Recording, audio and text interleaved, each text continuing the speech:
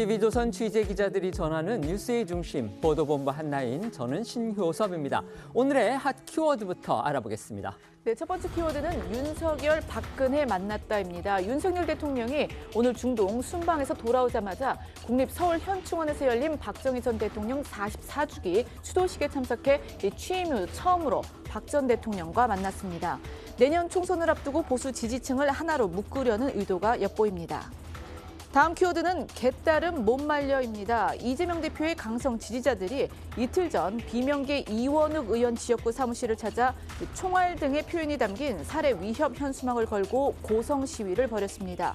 이 의원은 이재명 대표가 확실한 조치 방안을 밝혀야 한다고 요구했습니다.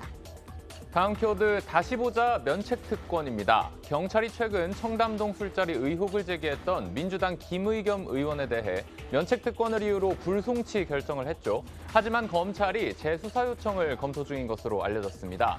명백한 허위 사실일 경우 면책특권이 인정되지 않는다는 대법원 판례에 따른 것으로 전해졌습니다. 네, 이번 키워드는 한밤의 흔들입니다.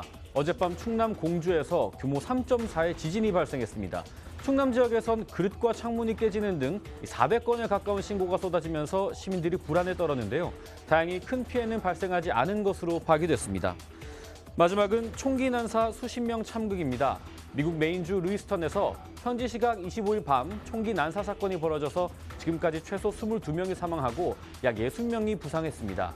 범인은 볼링장과 식당, 마트 등 세 곳에서 연달아 범행을 저질렀지만 아직 잡히지 않고 있습니다. 첫 번째 이슈로 가보겠습니다. 영상부터 확인하시죠.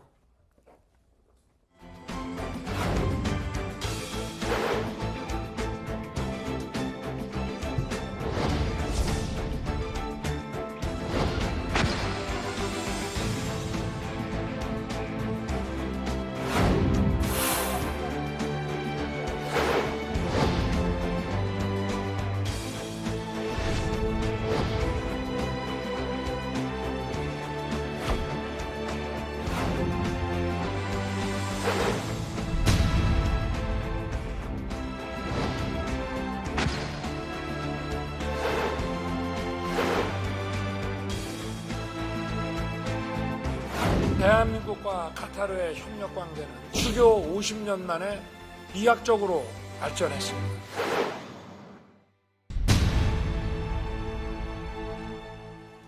윤석열 대통령이 사우디 그리고 카타르 순방을 마치고서 오늘 오전에 귀국했습니다.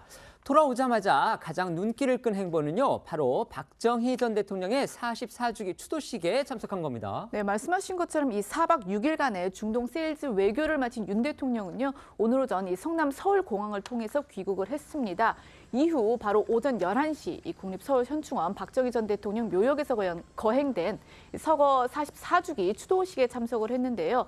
박정희 전 대통령 추도식은 이게 이제 1980년대부터 계속 매년 개최는 돼 왔지만 현직 대통령이 참석한 건 이번이 처음이라서 눈길을 끌었습니다.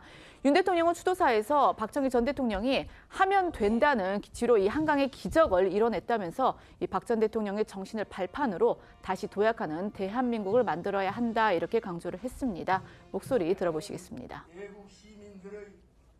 박정희 대통령께서는 하면 된다는 기치로 우리 국민을 하나로 모아 한강의 기적이라는 세계사적 위협을 이루어내셨습니다. 박 대통령의 정신과 위협을 다시 새기고 이를 발판으로 다시 도약하는 대한민국을 만들어야 합니다. 윤 대통령은 공식 식순을 마친 뒤에 박근혜 전 대통령과 묘소를 참배하며 고인의 뜻과 업적을 기렸습니다. 말씀드린 대로 이번 추도식에는요, 이 박정희 전 대통령의 장녀인 박근혜 전 대통령이 참석해서 또 의미를 더했습니다. 윤 대통령은 행사 내내 박 전 대통령 옆에 앉아서 두 사람의 대면에도 전시적 시선이 쏠렸습니다. 네, 박 전 대통령은 선친의 추도식에 참석하기 위해 2021년 12월 사면을 받은 이후 처음으로 오늘 서울을 찾았습니다. 아버지의 추도식에도 계속된 수감 생활과 건강상의 문제 등으로 11년 만에 참석했다는데요. 과거 추도식에 참석했을 때의 모습 먼저 보고 오시죠. 이제 아버지를 놓아드렸으면 합니다. 아버지 시대에 기록한 수치는 국민들께 돌려드리고 그 시대의 아픔과 상처는 제가 안고 가겠습니다. 박 전 대통령은 오늘 선친이 일생을 바쳐 이루고자 했던 잘 사는 나라가 이뤄지는 것을 느끼면서 살아가고 있다, 이런 소회를 전했는데요. 대한민국은 전쟁을 겪었고 세계 어느 나라보다 가난했던 시절도 있었지만 우리 국민이 모든 어려움을 이겨냈고 오늘의 번영을 누리게 됐다고 언급했습니다. 또 오늘 순방 직후 참석한 윤 대통령에게도 사의를 표했는데 목소리 듣고 오시죠. 오늘 해외 순방에서 돌아오시자마자 곧바로 추도식에 참석해 주신 윤석열 대통령님께 심심한 사의를 표합니다. 아버지께서 떠나신 지 44년이 지났습니다. 오랜 세월이 지났지만 저는 아직도 아버지께서 곁에 계신 것만 같습니다. 아버지께서 일생을 바쳐 이루고자 하셨던 잘 사는 나라가 이루어지고 있는 것을 느끼면서 살아가고 있기 때문입니다. 지금 우리 앞에는 여러 어려움이 놓여 있다고 합니다. 하지만 저는 우리 정부와 국민께서 잘 극복해 나갈 것이라고 생각합니다. 국정농단 수사를 통해서 어떻게 보면 이제 검사와 피고인으로서 악연이랄 수도 있는 윤 대통령이 취임 이후에 박근혜 전 대통령하고 처음 만난 그런 현장이기도 했기 때문에 정치권의 관심 상당했습니다. 네, 맞습니다. 이 두 사람의 만남 성사 여부는 정치권의 지속적인 관심사 중에 하나였습니다. 지난 2016년 최순실 특검 수사팀장과 피고인으로 만났던 두 사람은 그로부터 6년 후인 지난해에 대통령 당선인과 전직 대통령으로 50분간 회동하기도 했습니다. 당시 박 전 대통령은 이 대구 사저를 찾은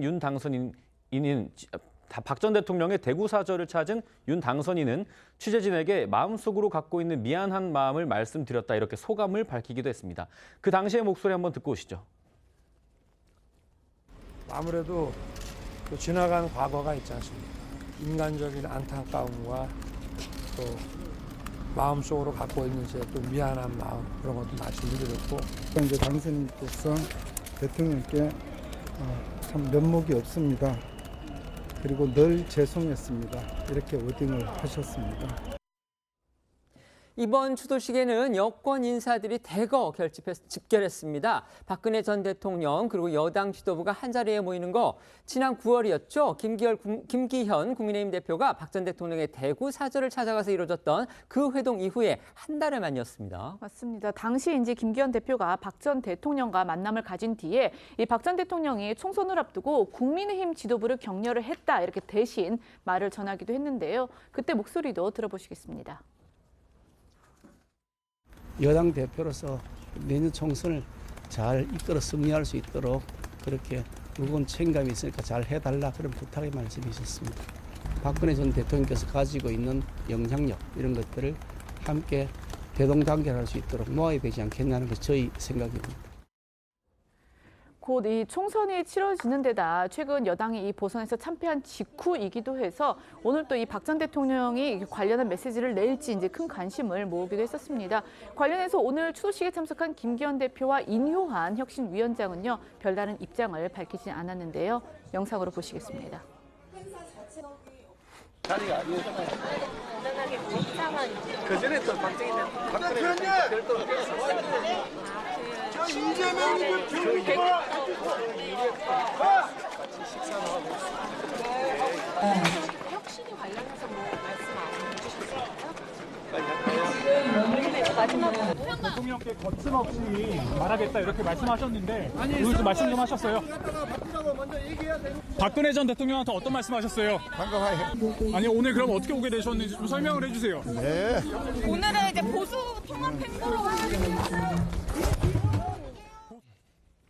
오늘 행사에서 눈길을 끈 사람이 또 있습니다. 바로 인효한 국민의힘의 혁신위원장인데요. 인 위원장의 첫 대회 공식 일정이었습니다. 그런데요, 인 위원장은 이 박근혜 전 대통령하고도 특별히 특별한 정책 인연이 또 있죠. 네, 인요한 위원장이 2012년 대선 때 박근혜 대통령 당선인의 인수위에서 국민대통합위원회 부위원장을 맡는 등 이 박 전 대통령과 연이 깊습니다.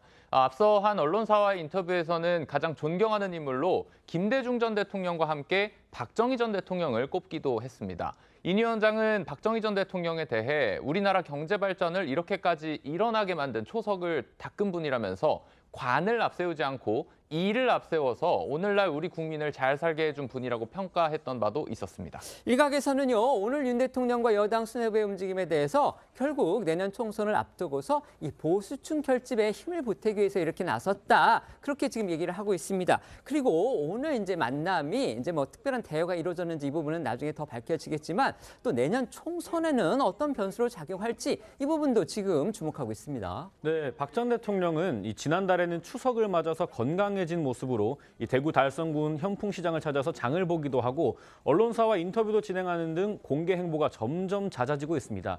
때문에 일각에서는 내년 총선에서 이 박 전 대통령이 역할을 할 가능성이 있는 거 아니냐 이런 얘기가 나오기도 했는데요. 하지만 이 지난달 공개된 중앙일보와의 인터뷰에서 총선 출마설이 나오는 범여권 내 친박계 인사들을 향해 과거 인연은 과거 인연으로 지나갔으면 좋겠다 이렇게 선을 그었습니다. 또 개인적으로 내년 총선에는 별 계획이 없고 정치적으로 친박은 없다고 여러 차례 얘기했다면서 이런 입장을 밝히기도 했습니다. 관련한 내용도 함께 들어보시죠. 다만 정치를 다시 시작을 하면서 이것이 저의 명예 회복을 위한 것이고 연관이 된 것이라는 이런 얘기는 하지 않았으면 합니다. 과거 인연은 과거 인연으로 지나갔으면 좋겠습니다. 귀국하자마자 보수 통합 행보에 나섰던 윤 대통령 어제까지는요 이 카타르에서 아주 숨가쁜 순방 일정을 또 펼쳤습니다. 네, 윤 대통령은 어제 이 카타르 국왕과의 정상회담에 앞서서 공식 환영식에 참석을 했는데요.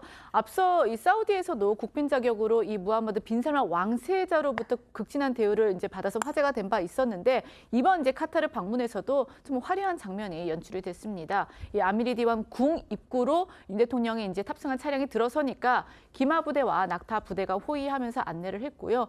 이어 이 궁 중앙홀로 입장한 윤 대통령은요, 이 카타르 국왕의 영접을 받으면서 레드카펫을 따라서 의장대 사열을 받았습니다. 이후 정상회담을 가진 윤 대통령과 타밈 카타르 국왕은 내년 수교 50주년을 앞두고 양국 관계를 포괄적 동반자 관계에서 포괄적 전략 동반자 관계로 격상하기로 했고요.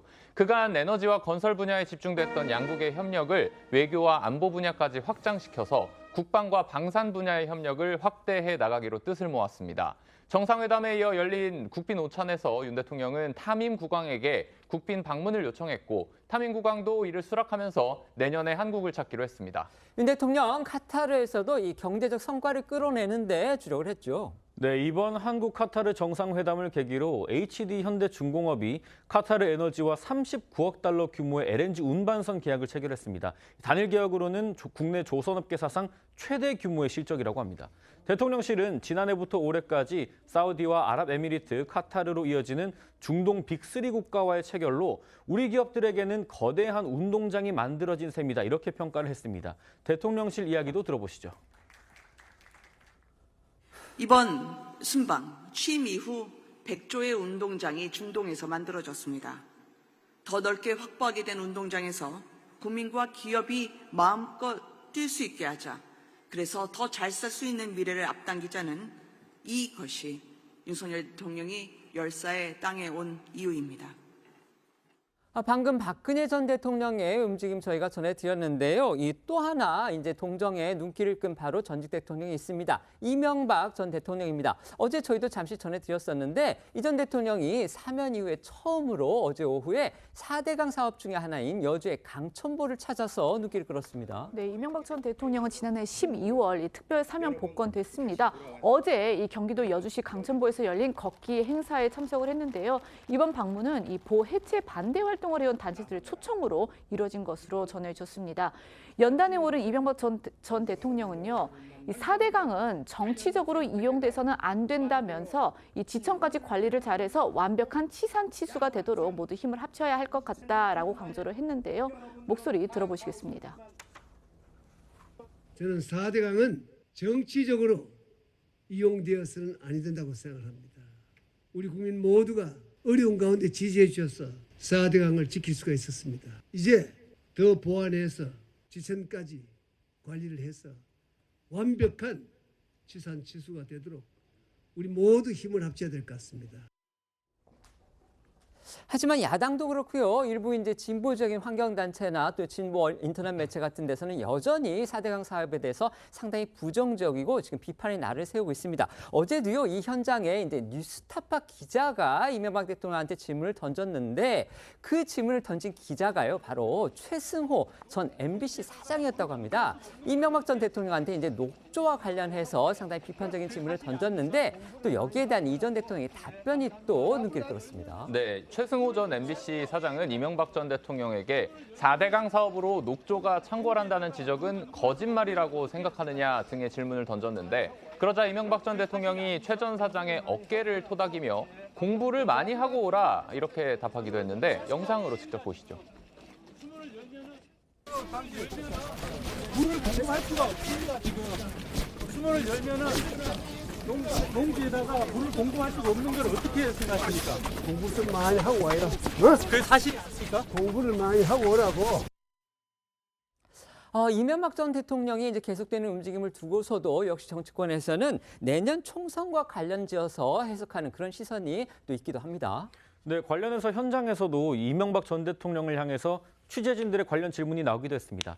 이 전 대통령은 본인이 할 역할은 없다 이렇게 선을 그으면서 당에 대한 조언에도 말을 아꼈습니다. 영상으로 보겠습니다. 내년 총선 얼마 안 남았는데 혹시 조언이나 당부해 주실 게 있으실까요? 전혀 없어. 난 내가 할 역할은 없고 나는 내 삶을 잘 살아갈 거예요. 당이 어떻게 나아가실지 원로로서 한마디 해주신다면. 뭐 그렇게 자꾸 내가 답변에 실수하기만 바라고 자꾸 물어보나 이 사람들아. 젊은 사람들 건강해져. 마음을 쭉 펴고 확 열고 그렇게 살아. 네, 대통령실도 이런 전직 대통령들의 행보에 대해서 긍정적으로 평가를 하면서도 총선과 연결된 해석에는 선을 그었습니다. 대통령실 입장은 뭔지 한번 들어보시죠. 윤석열 대통령도 두 전직 대통령과 좀 소통을 강화하실 대통령은 누구든지 그렇게 늘 만나기를 원하고 계시고 그런 분들이 조언을 해주면 잘 받으시는 분이라고 저는 생각하고 있습니다.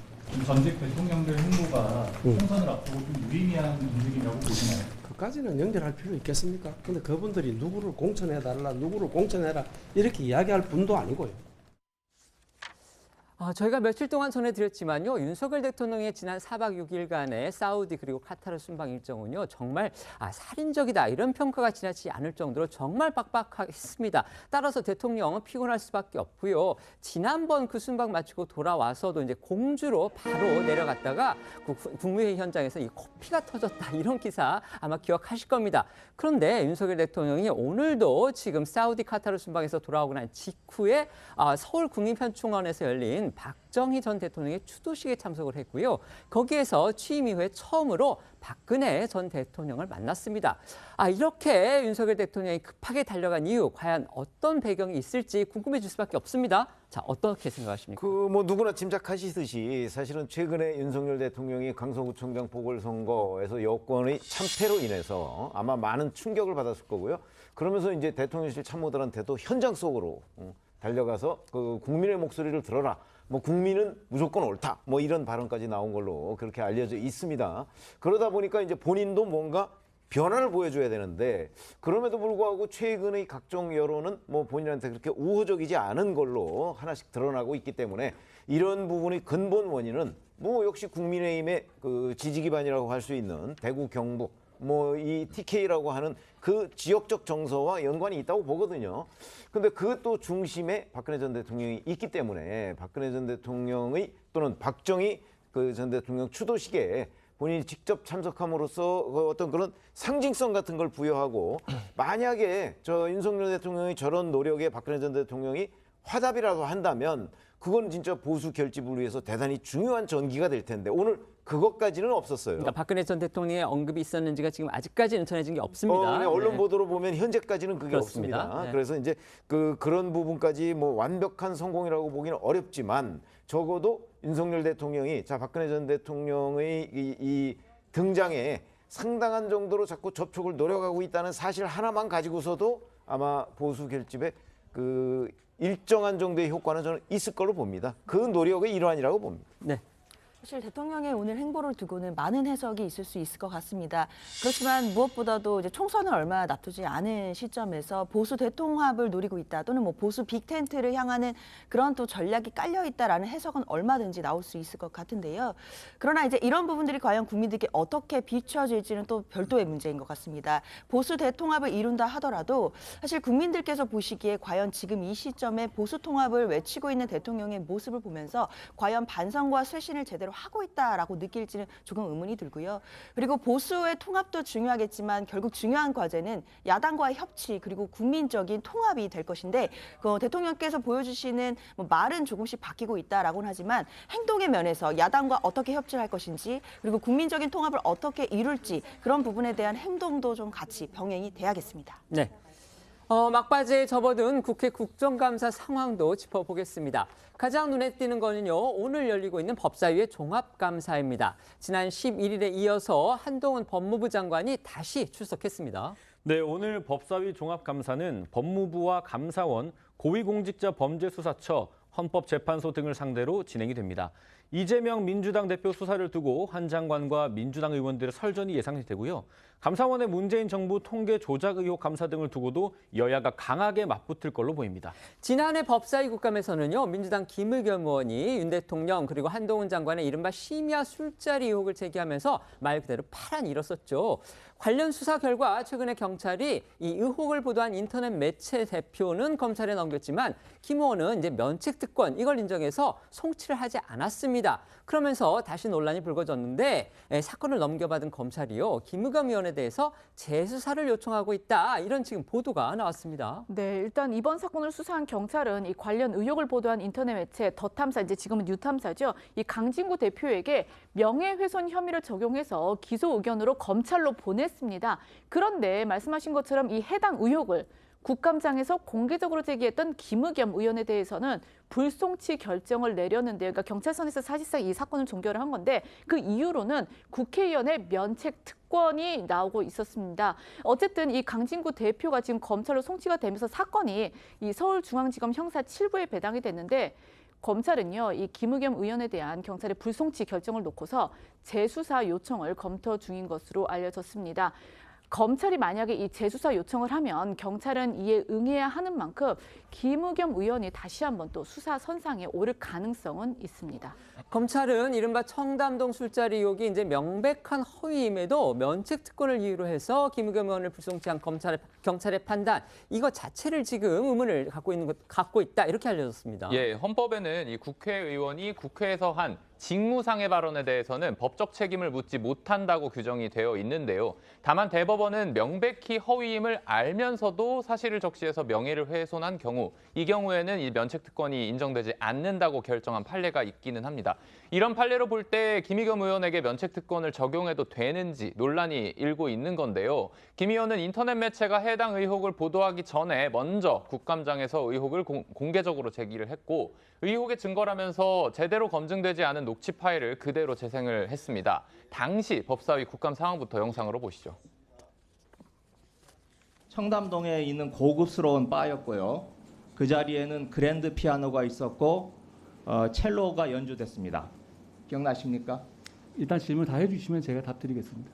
아니 석 달 전인데 기억에 답변을 못 하시나요? 아니, 의원님은 계속 저한테 허황된 거짓말만 네, 해놓으신 다음에 알겠습니다. 끝난 다음에 사과도 안 하시잖아요. 그 자리에 제보 내용에 따르면 김앤장 변호사 30명 가량이 있었습니다.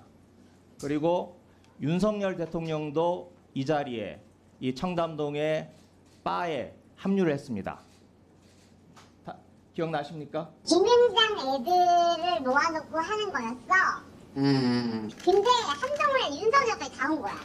와가지고 술 마시고 노래 부르고 첼리스트가 연주부터 하고 좋대 노래 부르더라. 안정훈이? 나중에 윤석이 그랬거든. 자기 동백은 사실 그거 하는데 자기도 연주해달래. 윤석열이 해주기? 저는 뭘 했나요? 왜 안 나오죠? 뒤에? 네, 또 김의겸 의원은 자신이 해당 의혹을 보도한 인터넷 매체 더탐사와 같이 협업한 건 맞다며 사실상의 개입 정황을 인정하기도 했습니다. 한동훈 장관은 의혹이 제기된 뒤에 즉각 강하게 반박하고 나섰습니다. 의혹이 사실이 아니라는데 모든 걸 걸겠다. 김 의원은 뭘 걸겠느냐. 참 아직까지도 회자되고 있는 그런 장면입니다. 네, 맞습니다. 한동훈 장관은 김의겸 의원이 국감장에서 의혹을 제기하자마자 본인은 술도 못 마시고 술자리도 안 좋아한다면서 공개적으로 대한민국 법무부 장관을 모욕할 정도로 이 의혹 제기에 자신이 있냐 이렇게 반박을 했고요. 의혹이 거짓이라는데 본인은 모든 것을 걸겠다고도 단언을 했습니다. 당시 상황 보시겠습니다. 스토킹하는 사람들하고 야합해서 이런 식으로 국무위원을 모욕하는 거에 대해서 자괴감을 느끼고요. 위원님, 저 술 못 마시는 건 아십니까? 네, 알겠습니다. 그러면 제가 저기 가서 술을 먹었다는 얘기예요? 제가 술자리를 별로 안 좋아하거든요. 꼭 가야 되는 자리도 안 나가고 회식 자리도 안 갑니다. 저기서 제가 노래를 부르고 동백 아가씨를 했다고요? 이렇게 공개적으로 대한민국 법무부 장관을 모욕할 정도로 자신 있는 말씀이세요? 저 자리에 제가 갔던 적이 없습니다. 근거를 제시하셔야지 제가 있었다는. 네. 그 두 사람이라는 게 더탐사라는 저를 지금 스토킹하는 쪽하고 같이 야합해서 말씀하신 거잖아요. 그렇죠? 혹시 그 스토킹의 배우가 김의겸 의원이십니까? 의원님, 저는 다 걸게요. 의원님 뭐 거시겠어요? 거시는 거 좋아하시잖아요. 자, 제가 다시 한번 분명히 말씀드립니다만 저는 그 비슷한 자리에도 당연히 간 적 없고 아니 정말 자괴감을 느끼네요. 이 정도를 가지고 지금 국정을 운영하시는 거예요? 제가 더 탐사하고 같이 협업을 한 건 맞습니다. 하지만 그걸 야합이라고 말씀하시는 건 지나치다고 생각을 하고. 네, 이후에 한 장관은 김 의원과 해당 의혹을 보도한 인터넷 매체 관계자들을 형사 고소를 하고 10억 원을 배상하라는 민사소송도 했습니다. 경찰 수사를 통해서 김 의원이 주장한 내용은 결국 명백한 거짓으로 결론이 났습니다. 결정적인 건요, 바로 이 녹취 파일에 등장했던 첼리스트라는 여성이 거짓말했다 이렇게 털어놓은 겁니다. 그렇죠. 이 여성은 이제 추후 경찰 조사 등에서 이 윤 대통령과 한 장관이 왔다는 이 술자리 주장은 결국 남자친구를 속이기 위한 거짓말이었다 이렇게 진술을 한 겁니다. 경찰 역시 휴대전화 포렌식 등을 통해서 이 해당 의혹이 사실이 아님을 확인을 했습니다. 해당 여성의 발언도 들어보시겠습니다. 윤석열 대통령님, 한동훈 법무부 장관 전혀 오지 않았었고요. 저는 그래서 본 적이 없어요. 제 거짓말로 인해서 어쨌든 다 피해를 본 거잖아요.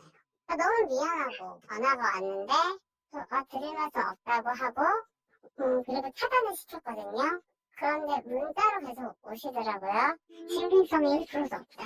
그런 식으로 얘기했죠. 뭐 제가 자기 때를 듣고 싶은 거 계속 듣고 싶은 거고 제가 뭔가 위험해서 무서워서 말을 못하는 것처럼 다 짜집기하고 편집하고 앞뒤가 없어요. 김의겸 의원이 물론 직사적으로 발언해서 그런 일이 벌어졌죠. 팩트체크 안 됐는데 그걸 가지고 얘기한다는 거는 정말 자격이 없다고 생각했어요. 모든 국민들이 다 보고 있는 데인데.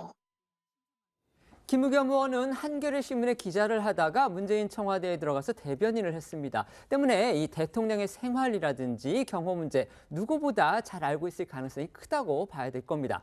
그런데도 일반인이 들어도 고개가 갸웃거려지는, 그러니까 현직 대통령이 법무부 장관, 유명 로펌 변호사 수십 명을 대동하고 서울 강남 한복판 술집에서 심야에 술을 마셨다, 이런 의혹을 제기한 건 결국 사실상 허위임을 알고서도 그런 거 아니냐, 지금 이런 지적 나오는 겁니다. 맞습니다. 그 지점 때문에 이 김의겸 의원이 문제 의혹을 제기할 때 이 거짓일 가능성을 인지하고 있었는지, 즉 고의성의 여부가 문제가 되는 겁니다. 김 의원은 국감장에서 의혹을 제기한 뒤에 라디오 인터뷰 같은 곳에 나가서도 같은 주장을 되풀이했습니다.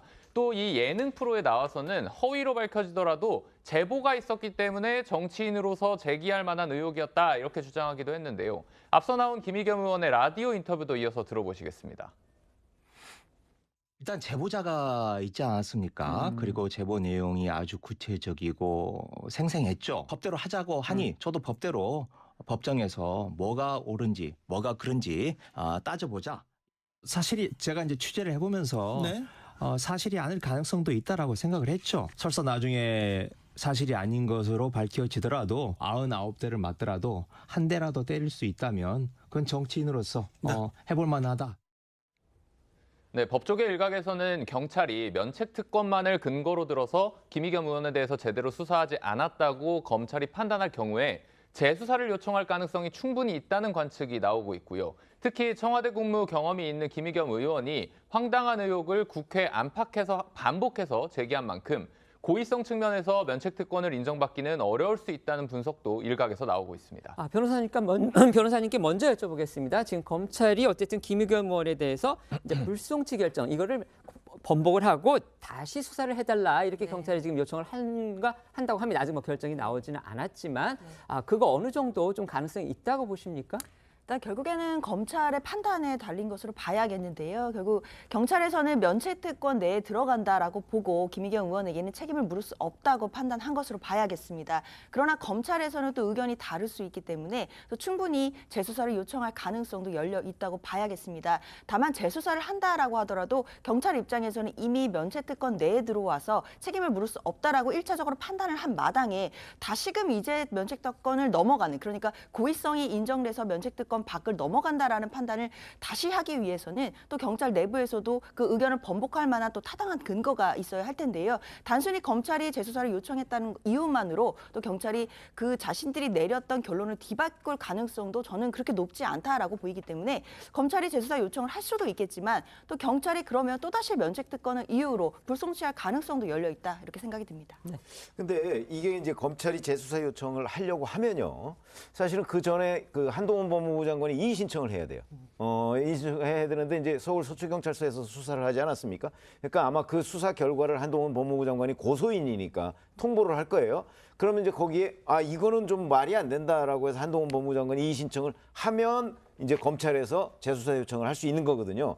근데 그 이의 신청이 뭐 그냥 이거 불만 있습니다가 아니고 한동훈 장관이 아마 구체적으로 이의 신청을 할 가능성이 더 높다고 생각해요. 법률가이기 때문에 왜 김의겸 의원 이 문제를 면책특권의 범주 내에서 이렇게 경찰이 판단하면 안 되는가 하는 부분을 아마 본인의 다양한 여러 가지 법리로 설명을 할 거예요. 이제 그걸 가지고 검찰이 재수사 요청을 할 것이고 그렇게 되면 서초경찰서에서 자 이게 얘기했다는 게 바로 명백한 허위임을 알았느냐는 부분에 관해서 경찰이 제대로 수사했느냐는 거 하나. 그다음에 협업 부분은 면책특권의 범주에 들어가지 않거든요. 그렇죠. 협업은 직무상 행한 발언하고 상관없잖아요. 그다음에 이게 국회 국정감사에서 발언한 거 외에 예능 프로그램 같은 데서 나와서도 또 얘기한 맞습니다. 게 있어요. 라디오 인터뷰에서도 다 했고요. 그거는 면책특권이 또 아니거든요. 그렇습니다. 이런 부분은 이제 재수사 과정에서 종합적으로 들여다볼 걸로 보입니다. 네. 지난 대선에서 불거졌던 이른바 허위보도 사건 관련 수사 상황도 짚어보겠습니다. 검찰이 이 배후 규명 수사에 지금 속도를 내고 있는데요. 민주당의 김병욱 의원 측이 관여한 정황, 이걸 또 포착한 것으로 알려져서 주목됩니다. 네, 대선을 앞두고 뉴스타파와 JTBC, MBC 등이 윤 대통령이 검사 시절에 대장동 브로커인 조우형 씨의 수사를 무마해줬다 이런 의혹을 보도한 바가 있습니다. 그중에 당시 JTBC 소속이었던 봉지욱 기자는 해당 보도에서 남욱 변호사의 조서를 비롯해 대장동 수사 기록을 입수했다면서 남 변호사가 검찰 조사에서 조우형이 주임 검사가 커피를 타줬고 첫 조사와 달리 되게 잘해줬다는 말을 했다는 진술을 했다 이렇게 전했습니다. 최근 검찰은 당시 봉 기자가 민주당 김병욱 의원 측으로부터 수사 기록을 넘겨받은 정황을 포착한 걸로 알려졌습니다. 저희도 전해드렸듯이 김병욱 의원은요, 당시 이제 이재명 선거 캠프에서 화천대유 진상규명 TF의 위원장을 맡고 있었습니다. 또 이 대표의 최측근 그룹이죠. 이른바 7인회의 멤버이기도 합니다. 대선 개입 허위 보도 수사의 또 다른 갈래인 최재경 전 대검중수부장 녹취록 보도, 여기에 관여했다는 의혹까지도 받고 있죠. 그러니까 앞서 전해드렸던 그 뉴스타파나 JTBC 등의 허위 보도하는 또 다른 갈래 보도인데 내용은 사실상 이 윤 대통령의 수사 무마 의혹 비슷합니다. 그러니까 지난 대선을 앞두고 인터넷 매체인 리포액트가 윤 대통령이 대장동 일당의 수사를 무마해줬다는 그런 의혹을 보도를 했고, 윤 대통령이 검사던 시절 이 상관이었던 최재경 전 대검 중수부장이 직접 등장을 한다는 그런 녹취 내용도 공개를 했습니다. 그런데 이제 검찰은 수사 결과 이 녹취에 등장하는 인물은 최 전 중수부장이 아니라 민주당 김병욱 의원의 보좌관일 가능성이 있다라고 지금 판단을 한 상황이고, 김병욱 의원 역시 이 해당 대화를 나누는 그 자리에 있었었고 또 구압과의 싸움을 한번 만들어 보겠다라는 취지의 말도 한 것으로도 알려져서 이 녹취록이 조작되는데 개입했을 가능성, 김 의원이 개입했을 가능성도 제기가 되고 있는 겁니다. 하지만 김병욱 의원은요, 이 의혹에 대해서 기억이 나지 않는다는 입장인데요. 앞서 이 동료 의원을 통해서 그런 말을 한 적이 없다는 그런 입장을 전했다가 다시 기억이 나지 않는다는 취지였다라고 좀 이렇게 말을 바꾼 것도 좀 논란이 됐었습니다. 이 지난 대선을 앞두고 허위 보도를 전했던 리포액트 대표 목소리 들어보시고요. 또 최근 동료 의원을 통해서 전해졌던 이 김병욱 의원의 입장도 이어서 들어보시겠습니다. 제가 녹취록을 다 공개를 해드렸습니다. 이런 내용만 가지고도 사실은 다 이제 윤석열이 대장동 범인들 봐준 뒷배라는 게 확인이 되는 건데, 윤석열이 조우영 잘 아는 것처럼 얘기하던데요. 최재경에게 과거에 설명을 해줬던 것으로 최재경의 입을 통해서 확인이 됐습니다.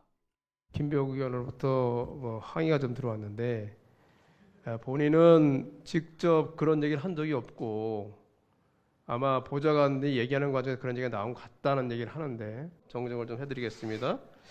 김병욱 의원은 본인이 그런 얘기를 한 것이 하지 않았다는 얘기가 아니라 그런 이야기를 한 기억이 없다는 얘기고, 대선 개입 허위 보도 수사 또 다른 갈래로도 지금 뻗어나가고 있는데요. 오늘은요, 경향신문 그리고 인터넷 매체인 뉴스버스의 전현직 기자에 대해서 또 검찰이 압수수색을 벌였습니다. 네, 검찰은 오늘 정보통신망법상 이 명예훼손 혐의로 경향신문 전현직 기자 2명 그리고 인터넷 매체 뉴스버스의 전직 기자 1명의 주거지를 압수수색했는데요. 이들 역시 지난 2021년 10월에 윤 대통령이 대장동 일당의 수사를 무마해줬다는 취지의 허위 보도를 한 의혹을 받고 있습니다. 이들 매체들의 보도 내용도 좀 짚어주시죠. 네, 경향신문은 여러 차례에 걸쳐서 윤 대통령이 대장동 일당의 수사를 무마해줬다는 의혹 기사를 실었고요. 대장동 초기 사업자인 이모 씨와의 통화 내용을 근거로 들기도 했습니다. 또 인터넷 매체 뉴스버스도 윤 대통령의 수사 무마 의혹을 보도하면서 대장동 초기 사업자 이 씨와의 인터뷰 내용을 근거로 들었습니다. 검찰은 경향 그리고 뉴스버스에 등장하는 이 대장동 초기 사업자 이모 씨를 직접 수사를 했습니다. 그 과정에서 이 매체들의 보도가 허위다, 이런 진술을 그 이모 씨로부터 직접 확보했다는 겁니다. 네, 중앙일보 보도에 따르면 검찰은 최근 대장동 초기 사업자 이모 씨를 직접 불러서 조사를 했고요. 특히 뉴스버스와 인터뷰에서 지난 2011년 당시 대검 중수부가 조우형 씨와 대장동 관련 돈 거래를 알고 있다는 취지로 인터뷰한 경위를 캐물었다고 합니다.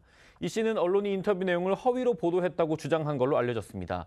또 이 씨는 중앙일보와의 통화에서 본인은 대검 중수부가 조우형 씨의 돈 거래를 알았다고 말한 적이 없고 과거 조 씨로부터 들은 얘기를 전했을 뿐이라고도 밝혔다는데요. 하지만 뉴스버스는 이 씨의 인터뷰를 근거로 대검 중수부가 2011년 수사에서 대장동 대출 비리를 은폐를 했고 주임 검사는 윤석열이라는 보도를 한 겁니다. 검찰은 오늘 압수수색을 통해 확보한 자료들을 분석을 한 뒤에 이 해당 기자들을 불러서 보도 과정에 배우의 개입이 있었는지 여부를 확인할 걸로 알려졌습니다. 대선 개입 허위 보도 의혹 관련 수사가요, 지난 대선판을 달궜던 이른바 대장동 그분, 이걸로도 번지고 있습니다. 이건 또 어떤 내용입니까? 먼저 그 지난 대선 당시 정치권을 뒤흔들었던 그 대장동의 그분 논란을 잠깐 설명해 드리면요. 그 정형학 녹취록 속에 이 천화동이 1호 지분 실소유자인 대장동 그분이라는 표현이 이제 등장하는 것으로 알려지면서 과연 그분의 정체가 누구냐, 이런 논란이 일었었는데, 당시에 그 남욱 변호사는요, 그 JTBC와의 인터뷰에서 이렇게 이야기를 했습니다. 그러니까 앵커가 김만배 씨가 평소에 이 유동규 전 본부장을 뭐 그분으로 지칭을 했느냐, 이제 그런 질문에 그분이라고 지칭한 적이 없다, 그러니까 그런 기억이 없다라고 이제 말을 하면서, 그렇다면 이제 혹시 또 윗선이 더 있는 거 아니냐라는 이제 취지의 해석들이 나왔습니다. 이후에 그 대장동 그분은 뭐 이재명 대표가 아니냐, 그런 의혹도 불거졌었죠. 하지만 이 남욱 변호사는 이후 또 JTBC와의 2차 인터뷰에서 이재명 대표와의 그분, 그 연관성에는 선을 그었습니다. 이후 검찰에 출석하면서도 그분은 이재명 대표가 아니다, 이렇게 강조를 하기도 했었는데요. 이 당시 나왔던 김만배 씨와 또 남욱 변호사의 대장동 그분 관련 발언부터 들어보시겠습니다. 그분이 누구예요? 그 천화동이 이루는 의심할 여지 없이 그 화천대유 소속이고, 화천대유는 제 개인 법인입니다. 그분이 누구신지에 대해서 어느 정도 얘기를 조금만 좀 해주시면 안 될까요? 그분은 없어요. 그분이 없다는 게 무슨 말씀이세요? 아니, 그분은 제 건데 왜 천화동에 놔는 제 거라고. 그분이 이재명 지사가 아니라는 말씀이 좀 바뀌신 것 같은데, 어떤 취지로 이유가? 아닙니다. 바뀐 게 아니고 오해들 하신 거고, 저는 그렇게 말씀드린 적 없습니다. 죄송합니다. 원래 이 지사가 아니었다고 알고 계셨다는 건가요? 네, 그렇습니다. 언제부터? 자, 이런 상황에서 최근에 대선 개입 허위 보도 의혹을 수사 중이던 검찰이 남욱 변호사가 이 대장동 그분에 관한 입장을 바꾸는 과정에 김만배 씨가 개입했다는 정황을 포착한 것으로 알려진 건데요.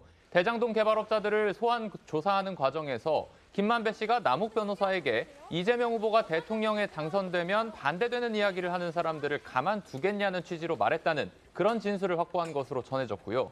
당시는 이 김만배 씨가 신앙림 전 언론노조 위원장과 만나서 허위 인터뷰를 한 지 한 달쯤 후의 시점으로 남 변호사는 이런 김 씨의 말을 듣고 대장동 그분은 이재명 대표가 아니라는 취지로 입장을 바꿔서 다시 JTBC 인터뷰를 한 것으로 파악이 됐습니다. 네, 이런 일련의 수사 결과를 통해서 검찰은 남욱 변호사의 대장동 그분 관련 인터뷰와 김만배 씨와 신앙림 전 위원장의 허위 인터뷰가 무관하지 않다고 판단하고 있는 걸로 알려졌습니다. 검찰은 김만배 씨가 허위 인터뷰 후에 신앙림 전 위원장과 수십 차례 통화와 메시지를 주고받으면서 보도 방향을 논의를 했고 대장동 개발 비리와 이재명 대표의 연관성을 부인하는 걸 넘어서 비리의 몸통이 윤석열 대통령이라는 의혹 제기로 허위 인터뷰로 활용했다고 의심하고 있는 걸로 보입니다. 지난 대선 당시에 불거졌던 허위 보도 의혹 수사가 이제 여러 갈래로 지금 뻗어가고 있는데요. 그 중에서도 눈길이 끄는 게 이재명 민주당 대표의 이제 최측근 의원 중에 한 사람이죠. 바로 민주당 김병욱 의원입니다. 이미 이제 김 의원의 이름은 나왔는데요. 검찰이 하는 구체적인 혐의를 지금 확인 중이라고 합니다. 그건 뭐냐면 JTBC와 관련해서 이른바 그 윤석열 커피 가짜 보도 이게 있지 않았습니까? 그런데 그것을 보도하는 과정에서 검찰에서의 진술 조서를 김병욱 의원이 그 기자한테 건네줬다. 지금 이런 혐의를 포착을 하고 검찰이 수사 중이라는 겁니다. 그렇다면 이게 맞다면 결국 허위 보도 과정에 김병욱 의원이 깊숙하게 개입을 했다. 이렇게 지금 볼 수도 있는 거기 때문에 이 수사의 의미 클 수밖에 없는 그런 상황인데요. 자, 어떻게 평가하십니까?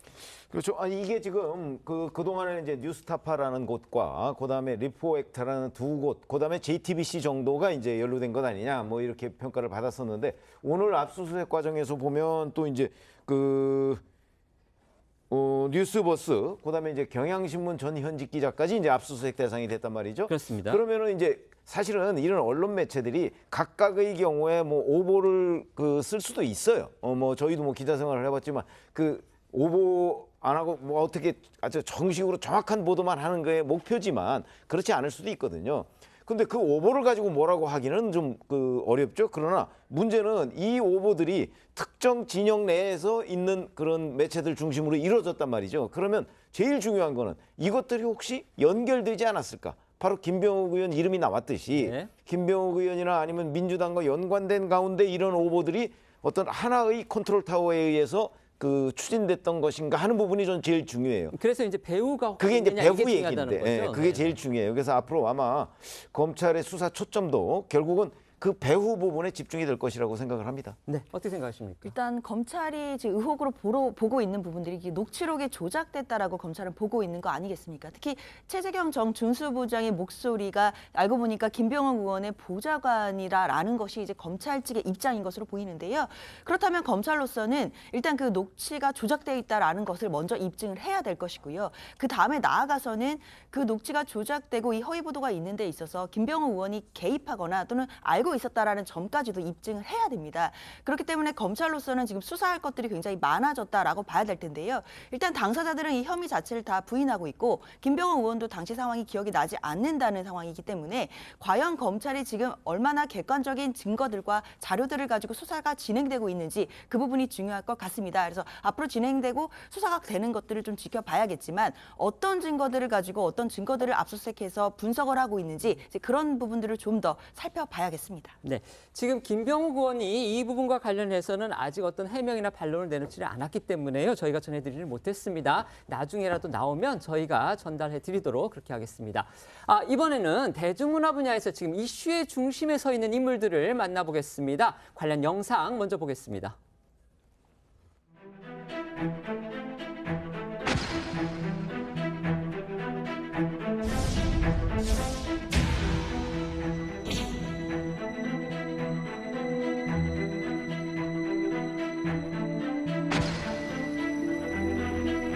결혼해서 같이 함께 살아가려고 하면 집도 있어야 되고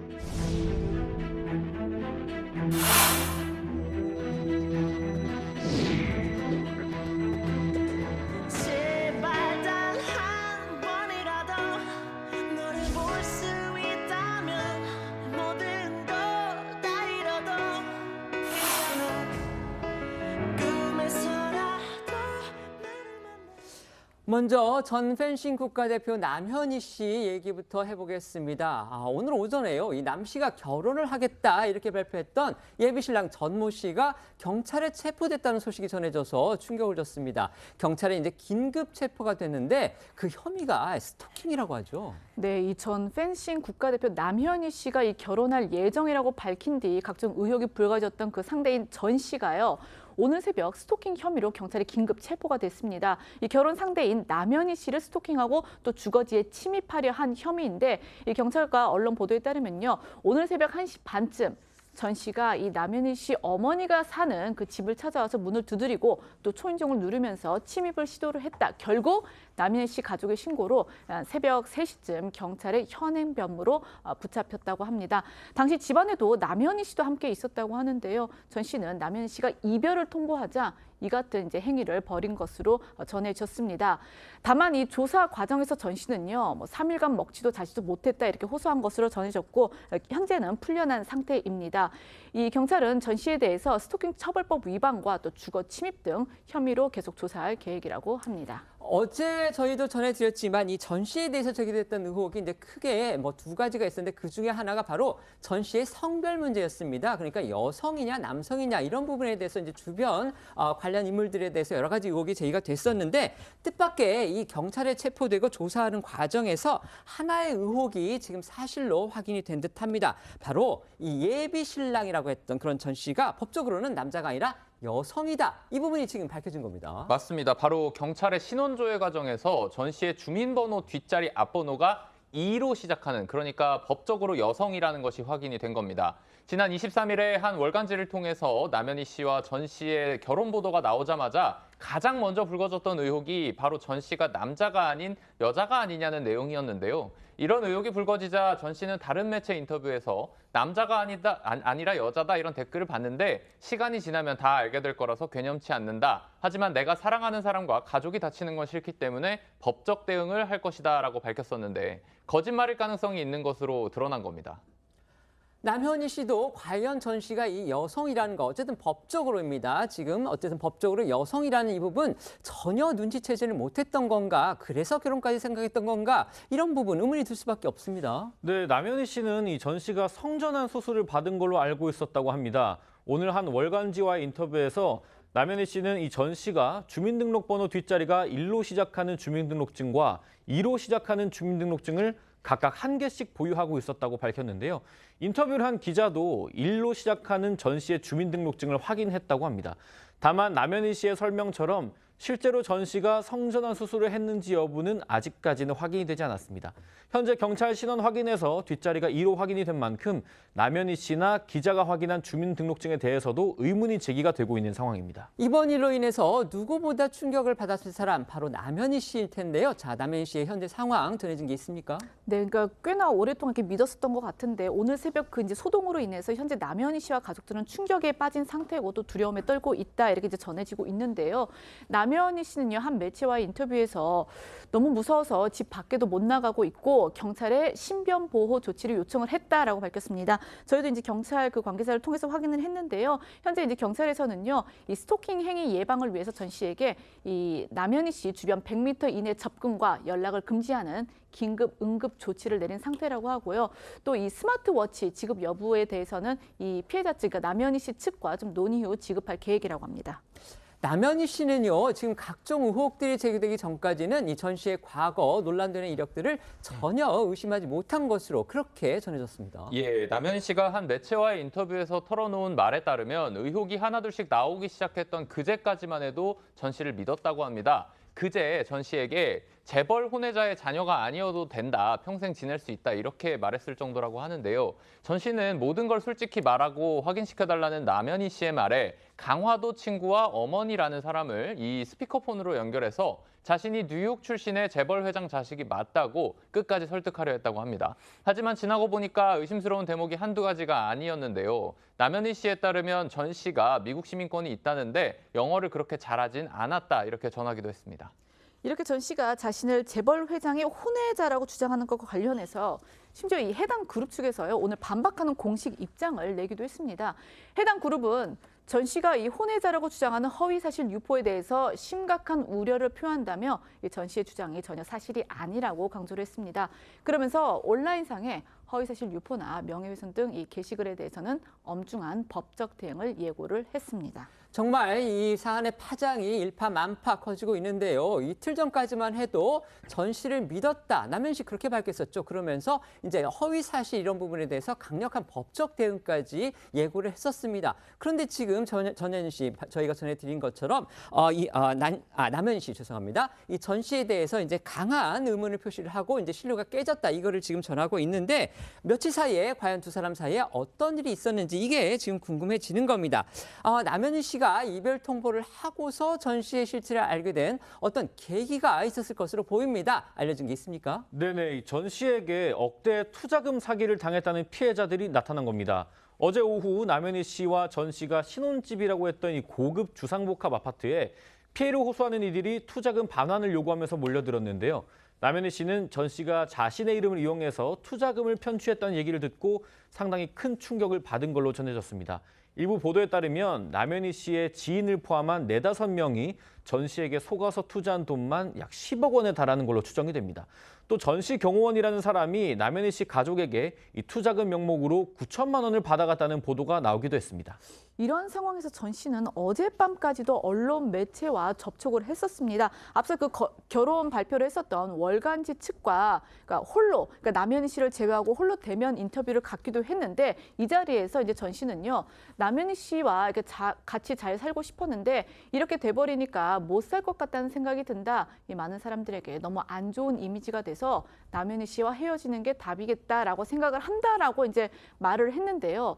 그러면서 처음에는 자신을 이제 둘러싼 여러 의혹들에 대해서 부인을 하면서 해명하고 싶다 이런 입장을 드러냈지만 돌연 갑자기 일이 생겼다 이러면서 자리를 피했다고 매체는 전했습니다. 그러니까 지금 매체에 대해서, 그러니까 월간지 매체에 대해서 헤어지는 게 답이겠다고 생각한다 이렇게 얘기를 했는데 그러고 나서 새벽에는 또 저렇게 소동을 피웠기 때문에 뭔가 앞뒤가 많지 않다. 지금 이런 느낌 저희가 가질 수밖에 없는 겁니다.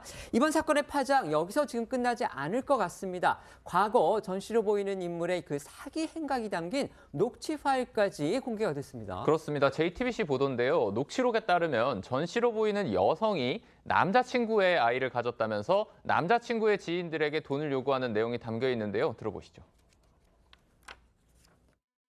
예절교육 학원을 할 거고 사무실도 필요하고 하니 대출이 이루어질 것 같은데 제가 보증인으로 들어가면은 대출이 좀 꽤 나와요.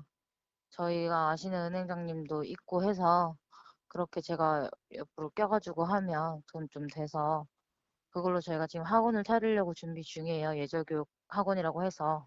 그러면 그 부분에 대해서 빌려를 주시겠다라는 거예요? 저랑 사고 쳤고 그래서 애가 생겼어요. 그 부분에 대해서 그러면은 결혼해서 같이 함께 살아가려고 하면 집도 있어야 되고 아이를 키울 만한 서로의 능력이 충분히 있어야겠죠. 아직 혼인신고 안 찍었죠? 저희 했어요. 했으니까 제가 지금 이러고 있죠. 자, 이 대화 내용이 녹취된 시점은 지난 2020년 1월로 알려졌고요. 당시 전 씨는 남자친구가 직접 친구들과 연락하는 것을 막고 남자친구에게 전화를 걸어도 전 씨가 받았던 것으로 전해졌는데 그래서 친구들이 왜 연락을 막냐고 물어보면 전 씨는 남자친구가 잘못을 해서 연락을 못하게 막는 거다라는 주장을 했다고 합니다. 어제 또 나온 보도도 충격적이었습니다. 전 씨가 과거에 이 사기 행각을 벌여서 유죄 판결을 받았다. 이 내용을 입증해주는 법원 판결문이 공개가 돼서 또 충격을 줬습니다. 네, 판결문에 따르면요. 전 씨와 이름이 같은 여성이 2020년 5월과 10월 별개의 사기 혐의로 기소가 돼서 재판을 받았고 같은 해 12월 열린 항소심 재판부에서 두 사건이 병합이 돼 징역 2년 3개월이 선고된 걸로 전해졌습니다. 판결문에 드러난 내용을 보면 피해자 10명으로부터 3억 가까이 가로챘고 이를 여행 경비나 유흥비, 생활비 등에 쓴 걸로 확인이 됐습니다. 전 씨는 한 유튜브와 가진 통화에서 판결문 보도가 나간 전후 의혹 해명에 대해 미묘하게 달라진 태도를 보여서 눈길을 끌었는데요. 내용 한번 들어보시죠. 여기저기서 단독 잡으려고 굉장히 많이 연락 많이 왔거든요. 지금 저의 작은 발언이 제 입장에서 이게 정말 잠잠히 일주일이고 시간이 지나면 조용해질 부분 같은데 전혀 그렇지 않습니다. 어쨌든 시간 지나면 사라지는 거잖아요. 제 이야기로 하여금 다른 피해자가 발생할까 봐에 대한 걱정이에요. 오늘 뭐 디스패치 기사도 나오고 관련해가지고 좀 내실 입장이 있을지 해가지고 연락드렸어요.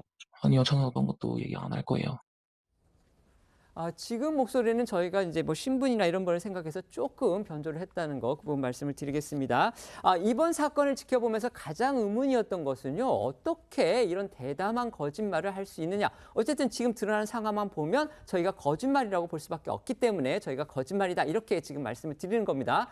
결혼 상대에게, 그것도 얼굴이 알려진 유명인과 결혼을 한다고 매체 인터뷰까지 하면서 성별 그리고 과거 이력들을 다 속였다. 지금 이렇게 의심할 수밖에 없는 정말 어처구니없는 상황이 벌어진 과연 겁니다. 이게 진짜 가능하냐 이제 그 부분인데요. 그러니까 네티즌들도 성별을 거짓말한 것부터 본인의 과거가 다 알려질 수 있음에도 불구하고 본명으로 또 얼굴을 드러낸 채 이 언론 인터뷰를 한 것 자체가 도무지 이해가 되지 않는다. 이런 반응들이 많습니다.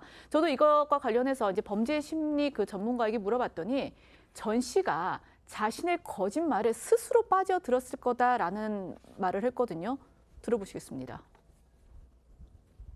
자기 사기 기법에 취하면은 말이 안 되는 거를 떠들어대요. 일종의 망상적 자신감이라고 표현하는 게 맞는데 자기가 계속 그걸 하면서 대상자들을 속이잖아요. 가스라이팅 하면서 그 상황을 얘기하면서 자기도 역시 이렇게 하면 될 거라고 하는 착각에 빠져요. 다른 어떤 생각을 못 해요. 이렇게 하면은 다른 언론이 분명히 달려들 텐데 아니면 뭐 할 텐데 라고 생각해야 되는 게 맞잖아요. 근데 그 생각을 못 해요. 사기꾼들이. 그래서 잡히는 거죠. 지금까지 전해드린 거 말고도요, 전 씨의 과거 이력에 대해서는 또 추가로 여러 가지 폭로들이 나오고 있습니다. 소개해 주시죠. 예, 일단 전 씨가 강화도 출신으로 전북 남원에 있는 한 경마 관련 학교를 다녔다는 주장이 나왔습니다. 이와 관련해 전 씨로 추정되는 인물이 고교 시절 한 방송에 출연한 모습이 인터넷상에 확산되기도 했는데요. 일부 보도를 통해 재벌 3세나 뉴욕 출생은 모두 순전히 거짓말이고 전 씨가 3, 4년쯤 전에는 성전환 수술을 해서 남자지만 임신이 가능하다는 말을 했다라고 주장하기도 했습니다. 네, 이런 가운데 승마 국가대표 출신이기도 하죠. 이 국정농단 사건 주역인 최서원 씨의 딸 정유라 씨도 말을 보탰는데요. 정유라 씨는 이 전 씨가 뉴욕에서 승마를 전공하고 다수 대회에서 뭐 우승을 하는 등 승마 선수로 활약을 하다가 이제 부상을 입고 은퇴했다. 이런 이제 언론 보도를 언급하면서 내 또래 엘리트 선수들은 아무도 이 전 씨를 모른다. 이렇게 말을 한 겁니다. 또 2014년 랭킹 1위였던 나도 이화여대밖에 못 가는데 무슨 수로 이 전 씨는 뉴욕 대학교를 갔느냐. 이 뉴욕 대학에 승마과가 있는 줄 알았다면 나도 갈 걸 이라면서 이 전 씨의 수상한 이력을 지적하기도 했습니다. 전 씨가 승마 선수였다는 주장에 대해서는 앞서 이 대한승마협회 측에서도 확인해 드릴 수 없다라고 해서 사실 이 부분에 대해서 좀 의문을 낳기도 했습니다. 또 다른 대중문화계의 대형 스캔들입니다. 바로 톱스타들의 마약 투약 문제인데요. 연예계에서는 이성균 씨로부터 시작된 이 마약 수사 파장, 급기야는요, 그룹 빅뱅, 정말 세계적인 인기 그룹이죠. 빅뱅의 멤버인 G드래곤도 마약 혐의로 입건됐다. 이런 소식이 전해지면서 정말 충격이 더해지고 있습니다. 네, 이 이성균 씨 사건 수사 중인 인천경찰청 마약범죄 수사계가 G드래곤을 마약 혐의로 불구속 입건한 상태입니다. 아직 G드래곤이 투약한 마약 종류나 구체적인 경위 등은 확인은 되지 않았습니다. 경찰은 앞서서 마약 첩보가 시작이 됐던 이 강남 회원제 유흥업소 실장 A씨로부터 이 G드래곤의 마약 관련 진술을 확보한 것으로 전해졌는데요. 배우 이성균 씨에 이어서 G드래곤에 대한 이 투약 단서도 유흥업소 실장의 진술로 포착이 된 것으로 보입니다. 다만 경찰은 이 G드래곤의 사례는 이성균 씨 사건과는 별도의 것이다. 관련 없는 별건이다. 이렇게 밝혔습니다. 예, 앞으로 마약 수사의 파장이 어디까지 이어질지 관심이 집중되고 있는 가운데 일단 G드래곤은 이번 혐의에 대해서 아직까지 입장을 밝히고 있지 않습니다. 기존에 소속했던 이 YG 엔터테인먼트 측은 G드래곤이 현재 소속 아티스트가 아니라서 공식 대응이 어렵다면서 이 계약 만료 사실을 알렸고요. 경찰은 조만간 이성균 씨와 함께 G드래곤도 소환해서 마약 투약 여부를 확인하는 시약 검사를 시행할 것으로 보입니다. 한편 경찰은 이성균 씨와 G드래곤에게 마약류를 제공한 의사도 입건한 상태입니다. G드래곤에 대해서 우리 시청자분들 중에서 혹시라도 모르시는 분들이 있을까 싶어서 제가 잠시 소개를 해드리면요. 이제 본명이 권지용입니다. 올해 35살이고요. 빅뱅이라는 남성 아이돌 그룹의 리더입니다. 그러면서 이제 거의 모든 노래를 작곡, 작사를 했는데 그것 때문에 이제 세계적인 스타가 돼 있고요. 특히 이 패션이나 이런 부분에서도 이른바 아이콘으로 불리면서 정말 이 젊은이들이 굉장히 열광하는 그런 톱스타입니다. 그렇기 때문에 G드래곤이 마약을 했다. 지금 이 사실 자체가 자체가 또 젊은 팬들에게도 엄청난 충격을 주고 있는 그런 상황인데 지드래곤 이제 올해 이 컴백을 또 시사를 했다고 합니다. 그동안에 이제 빅뱅 그룹 자체가 사실상 지금 해체가 돼서 거의 활동을 하지 않고 있는 그런 상황이었는데 이제 지드래곤이 컴백을 시사했기 때문에 팬들의 엄청난 기대를 또 받았던 그런 상황이었습니다. 그렇기 때문에 이번 마야고 더욱 충격적이다 이런 반응들이 나오고 있는 겁니다. 네, 말씀하신 것처럼 지드래곤은 올 초 여러 가지 다양한 활동을 통해서 찾아뵐 예정이고 앨범도 준비 중이라며 이 컴백 계획을 밝힌 바가 있습니다. 7월에는 한 월간지와 인터뷰에서도 한창 새 앨범을 작업 중이라면서 활동을 오래 쉰 상태인 만큼 재밌고 설레는 마음으로 작업을 하고 있다고 말했습니다. 또 지난 9월에는 미국의 유명 레코드사 사무실 방문 인증 사진을 공개하면서 이 계약이 임박했다는 추측이 나오기도 했는데요. 마약을 투약하면서 여러 차례 컴백을 시사한 게 사실이라면 팬들의 비판이 커질 걸로 보입니다. 빅뱅 그룹 중에서는요, 이전에 이제 탑이라는 멤버가 있었는데 그 멤버도 이제 대마초를 흡연한 협의로 해서 이른바 마약이죠. 마약 투약 혐의로 그때 사법처리까지 된 그런 전력이 있기 때문에 이제 지드래곤 얘기까지 나오니까 더더욱 팬들이 실망감과 또 충격을 받은 건데 입건 소식이 나오니까요. 그 지드래곤의 지난 영상들, 그러니까 인터뷰를 했다거나 아니면은 뭐 뮤직비디오를 찍었다거나 이런 영상들이 지금 다시 조명이 되면서 또 화제가 되고 있습니다. 네, 네티즌들이 나선 건데요. 최근 1년간 이 지드래곤 영상에서 부자연스러운 행동들이 보인다면서 마약 투약 시점도 의심을 했습니다. 그러니까 인터뷰를 하는 내내 좀 몸을 꼬면서 어눌한 말투로 대답을 이어가는 그런 모습이 이전의 지드래곤 모습과는 확연히 다르다 이제 이런 주장이 나오고 있는 거고 또 네티즌들은 올 봄 이 공항에서 찍은 영상에서 지드래곤이 이렇게 손으로 머리를 좀 계속해서 좀 긁는다거나 좀 걸을 때도 제대로 서 있지 못했다, 좀 이상했다라는 그런 반응을 보이기도 했습니다. 지드래곤이 마약 투약 혐의를 받는 것 사실 이번이 처음은 아닙니다. 과거에 이 대마 흡연 혐의로 조사를 받았는데 이제 기소유예를 받은 그런 전력이 있죠. 네, 지난 2011년이었습니다. 일본에서 대마초를 피운 혐의로 기소유예 판정을 받았고요. 사건 이후에 지드래곤은 한 방송에서 당당하게 응했는데 양성 반응이 나와서 당황스럽고 억울했다. 외국에서 콘서트 후에 파티를 했는데 그곳에서 모르는 분께 담배를 받아서 피웠고 그게 대마였던 것 같다라고 해명한 바가 있었습니다. 당시에 석연찮은 해명이라는 비판도 나왔지만 기소유예를 받으면서 지드래곤과 빅뱅도 계속해서 활동을 이어갈 수 있었습니다. 당시에 이제 기소유예 판정을 받은 그 이유는 이런 것이었습니다. 이제 그 지드래곤한테서 조사를 했는데 그 나왔던 대마초의 그 양이 이제 기소할 수 있는 그 분량이 한참 모자랐다고 합니다. 그래서 검찰이 이제 이른바 처분 어떤 규정에 따라서 기소유예를 했다. 이게 당시 수사 당국의 해명이었다는 거 말씀을 드리겠습니다. 자, 패널 듣기 이제 질문을 드릴 텐데요. 우선 최병묵 의원께는 이 부분 여쭙겠습니다. 지금 남현희 씨, 그다음에 그 예비 신랑으로 저희가 보통 이제 인터뷰에서 소개를 받았던 전모 씨의 이 사건에 대해서 이걸 사건이라고 저희가 표현해야 될지도 조금 민망을 합니다만은 어쨌든 이 전모 씨의 과거 이력이라든지 그다음에 이른바 성별이라든지 이런 부분과 관련해서 지금 논란이 커지고 있습니다. 어제도 제가 말씀을 드렸는데 어떻게 보면 이게 이제 아주 개인의 사생활 문제잖아요. 그렇죠. 하지만 근데 이분들이 그다음에 전현희 씨가 남현희 씨가 어쨌든지 간에 유명인이고 그렇죠. 또 두 사람이 공개 인터뷰를 통해서 자신들의 전력 같은 거를 밝혔기 때문에 이게 어쨌든지 간에 검증의 대상이 될 수 있어서 저희가 지금 다루고 있는 건데요. 네. 이 사건의 파장 정말 충격적이라고 볼 수 있는데 어떻게 느끼셨습니까? 뭐 어디까지가 사실인지를 저희가 알 수가 없는데 지금 이제 남현희 씨의 주장을 근거로 해서 언론 보도들이 많이 나오고 있는 것으로 보여요. 그러면 이제 남현희 씨는 정말 순수하게 이 전모 씨한테 속은 거냐? 뭐 그런 부분도 저는 뭐 자신할 수가 없다고 생각하고요. 다만 저희들이 이제 느끼는 거는 이 정도로 더군다나 이게 단순히 그냥 안다 모른다는 차원을 떠나서 결혼을 하겠다고 발표했던 사람 아닙니까?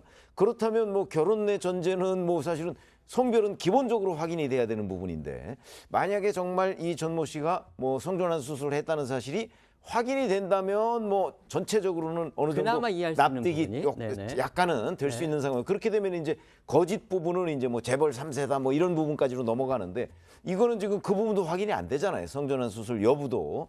이렇게 되면 정말 이렇게 완벽하게 속을 수가 있을까 하는 부분에 대해서 저희도 굉장히 의문을 많이 가지고 있고 뭐 헛웃음만 나오는 그런 사건이 아닌가 싶습니다. 네.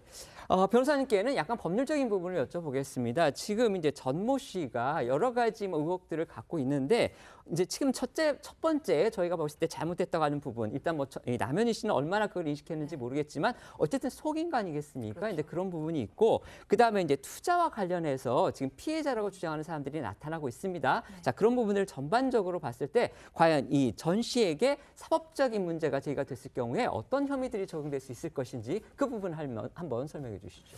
이제 사법 절차가 진행될 수밖에 없다고 봐야 될 것 같은데요. 일단 체포가 됐던 혐의는 스톡홀m 처벌법 위반이었고, 그다음에 주거침입 혐의였을 텐데요. 그 두 가지뿐만 아니라 지금 투자금에 대해서 돌려달라라고 하는 피해자들이 지금 나타나고 있는 상황 아니겠습니까? 만약에 진짜 그 주장처럼 뭐 수억 원에 걸친 그런 피해금, 편취금들이 있는 것이 사실로 드러난다라고 한다면 당연히 사기죄 혐의로 입건해서 조사를 할 수 있는 것이고요. 그 과정에서 과연 남현희 씨를 어떤 식으로 이용했는지 이런 부분들도 수사기관에서 밝혀질 일이라고 봐야겠습니다. 네, 하나 질문을 더 드리겠습니다. 지금 마약 사건 때문에 연예계가 시끄럽습니다. 그리고 더더군다나 지금 거론되고 있는, 그러니까 마약 투약 혐의를 받고 있는 그 대상자가 워낙 톱스타들이기 때문에 이게 또 팬들한테 엄청난 충격을 주고 있는데, 지금 이성균 씨에서 지금 지드래곤이라는 정말 또 이제 대형 가수의 지금 스캔들이 터진 겁니다. 그런데 아까도 저희가 소개를 해드렸듯이 지드래곤 같은 경우는 과거에 기소유예 처분을 받았습니다. 물론 이게 이제 형사 처분을 받은 건 아니겠지만 어쨌든 한 차례의 전력이 있기는 한데 당사자는 부인을 하고 있지만, 이번에 어떤 혐의가 지금 확인이 될지는 모르겠지만 이번에 마약 투약 혐의가 확인이 될 경우에 그 처벌이라든지 또 심지어 이제 기소가 돼서 형량을 정할 경우에 뭔가 가중이 되는 그런 상황이 벌어질 수도 있는 겁니까? 그럼요. 수사 과정에서 얼마든지 참작될 수 있는 사유가 됩니다. 특히 마약과 관련된 혐의들을, 물론 지드래곤 씨에 대해서는 앞으로 수사 과정을 좀 더 지켜봐야겠지만 어떤 마약들을 투약했는지, 그러니까 마약의 종류 그리고 얼마나 많이, 횟수, 이런 부분들이 정말 중요한데요. 특히나 그 투약하는 행위 태양과 관련해서도 여러 가지 또 행위적으로 참조해야 될 부분들이 있습니다. 그렇게 본다면 만약에 지드래곤 씨가 그 투약 과정에서 종류도 많고 횟수도 많아질 경우에는 사실 수사 단계에서 구속영장이 사전에 청구될 가능성도 충분히 있는 사건으로 봐야겠고요. 그 과정에서 12년 전 사건이라고 하더라도 대마를 흡입했던 그런 전력이 있던 부분도 수사기관에서 당연히 참작할 것으로 보입니다. 알겠습니다. 자, 지금부터는 어쩌다 이런 일이 코너로 이어가겠습니다.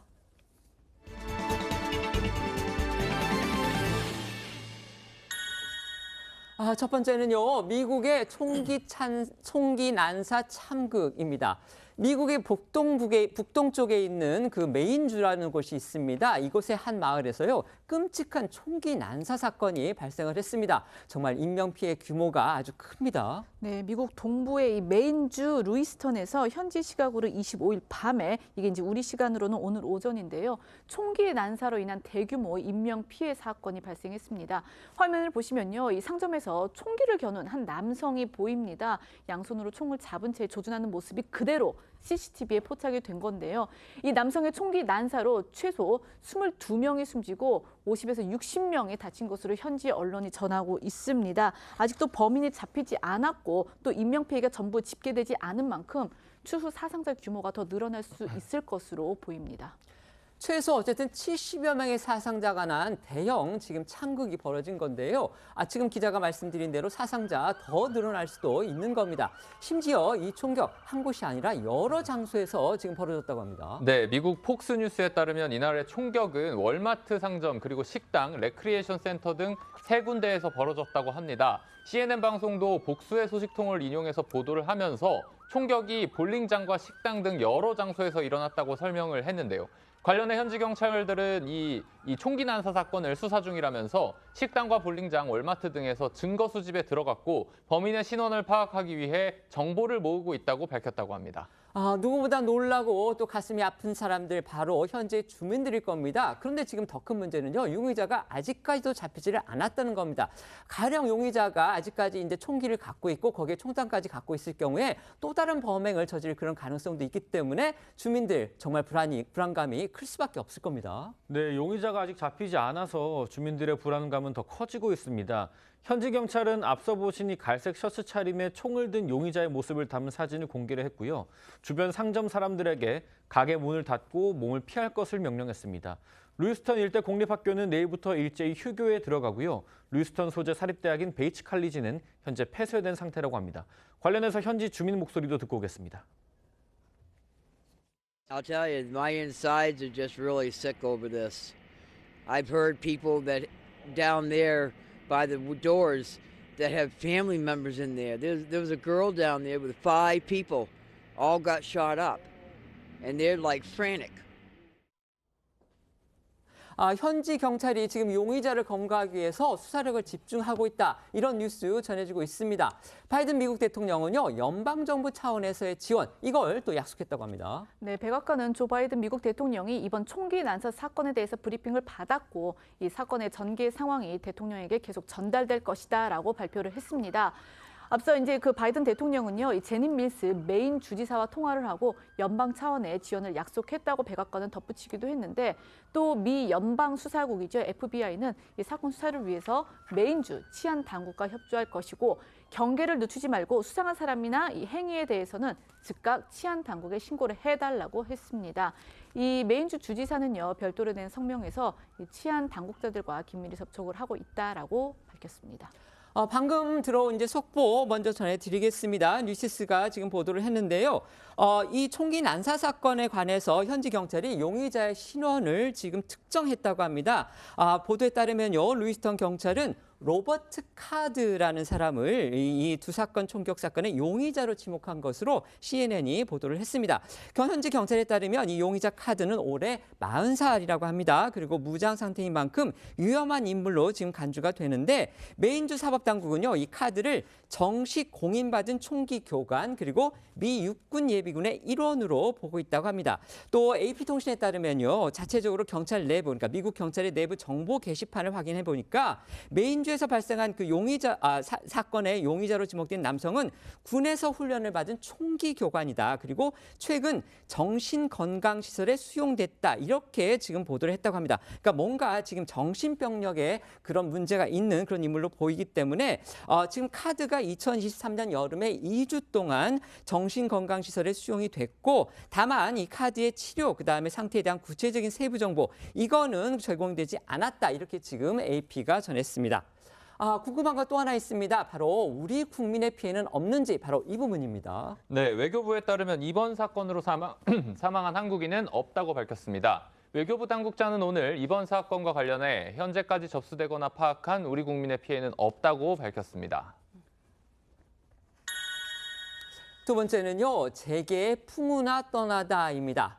동아건설을 한때 국내 최고 건설사로 키웠던 최원석 전 동아그룹의 회장이 어제 별세했습니다. 네, 최원석 전 동아그룹 회장 어제 향년 80세 지병으로 별세했습니다. 최준문 창업주의 맏아들인 최 전 회장은요, 지난 1966년 동아 콘크리트 사장으로 취임을 한 뒤에 30대에 이 동아건설과 대한통운 등을 이끌었습니다. 특히 이 최 전 회장이 한국 재계에 이름을 남긴 건요, 바로 리비아 대수로 공사였는데요. 최 전 회장은 이 세계 최대 토목공사로 불린 이 리비아 대수로 공사를 성공적으로 지휘를 하면서 동아건설을 현대건설과 함께 국내 최대 건설사로 키우기도 했습니다. 민중혁명에 의해서 지금은 이제 쫓겨난 인물이죠. 당시에 리비아의 최고 권력자였던 무아마르 카다피가 이 최 전 회장에게 국가 원수급 예우를 했다. 이거 아주 유명한 일화 중에 하나입니다. 맞습니다. 최 전 회장이 카다피를 카 선생이라고 부르고 카다피도 최 전 회장을 우리말인 회장님을 발음한 해자님 혹은 체어맨 초이라고 친근하게 불렀다는 이야기도 전해집니다. 특히 리비아 대수로 공사는 단일 토목공사로는 세계 최대 규모로 20세기 최대 규모 토목공사, 세계 8대 불가사의라는 말이 나올 정도로 난이도가 높은 프로젝트였지만 성공리에 마무리되면서 기네스북에 등재되기도 했습니다. 이처럼 탁월한 추진력을 바탕으로 남다른 경영 능력을 과시한 최 전 회장은요, 한때 동아그룹을 계열사 22곳을 거느린 재계 12기업으로 키워내기도 했습니다.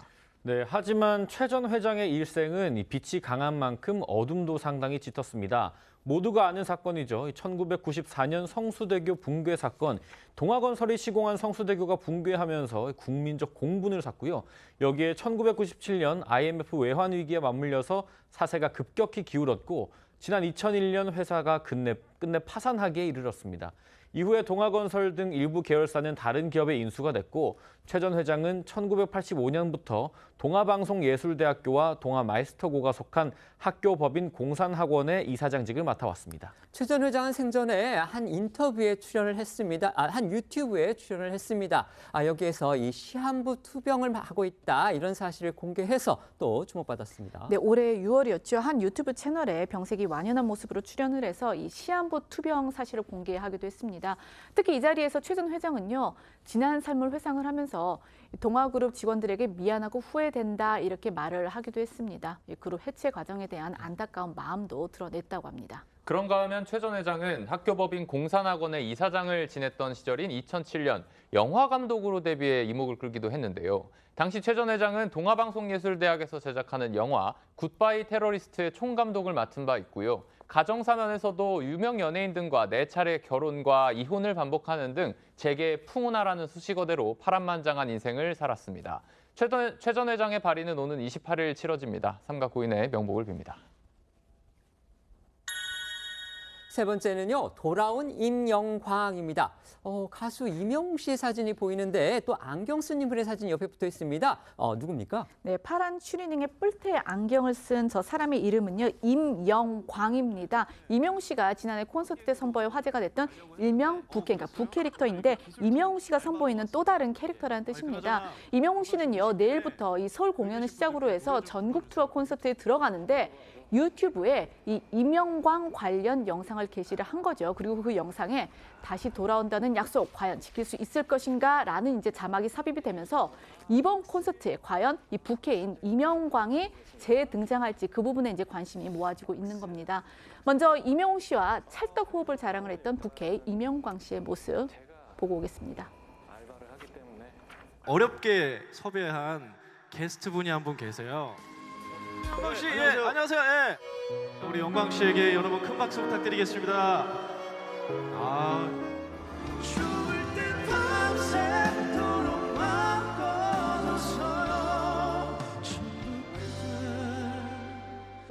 나와주세요. 죄송합니다, 선배님. 제가 때가 된 것 같습니다. 군대 가시나요? 그럼 먼저 가보겠습니다, 여러분. 예. 모두 충성! 충성! 네, 임영웅 씨 못지않게 부캐인 임영광도 큰 인기를 끌고 있다고 하는데요. 올해 초에 군에 갔다던 임영광이 인기 걸그룹 아이브의 히트곡을 추는 모습이 유튜브에 공개되자 단숨에 100만 뷰를 기록할 정도였다고 합니다.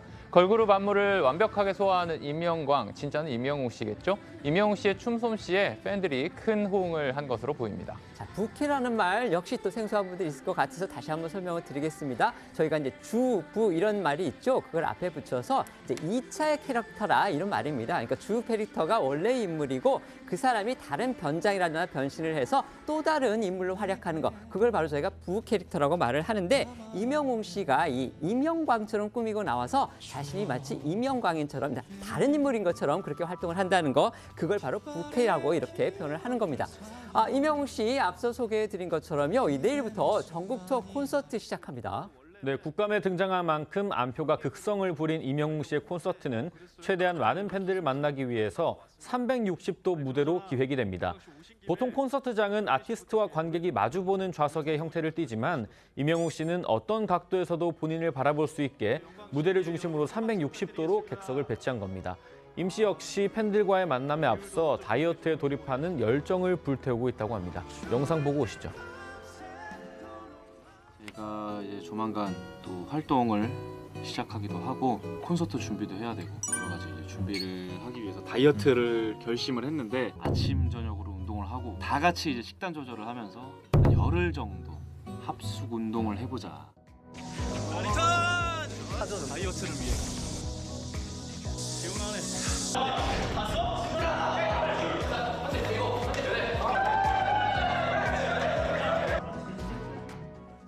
이렇게 콘서트를 앞두고 있는 임영웅 씨에게요. 또 아주 기쁜 소식이 들려왔죠. 네, 바로 임영웅 씨의 신곡이죠. 두어 다이가 이 빌보드 글로벌 차트 96위에 진입을 했다는 소식입니다. 임영웅 씨는요, 앞서 지난 6월 발매된 그 모래 알갱이 이걸로도 빌보드 글로벌 차트 102위로 데뷔를 했거든요. 당시에 이제 총 11주 차트인 기록을 세운 바 있는데 이 두어 다이의 이번 성적은요, 모래 알갱이의 데뷔 성적을 넘어섰습니다. 때문에 이 임영웅 씨의 글로벌 무대 진출 가능성도 기대를 모으고 있습니다. 잠시 노래 감상하시겠습니다.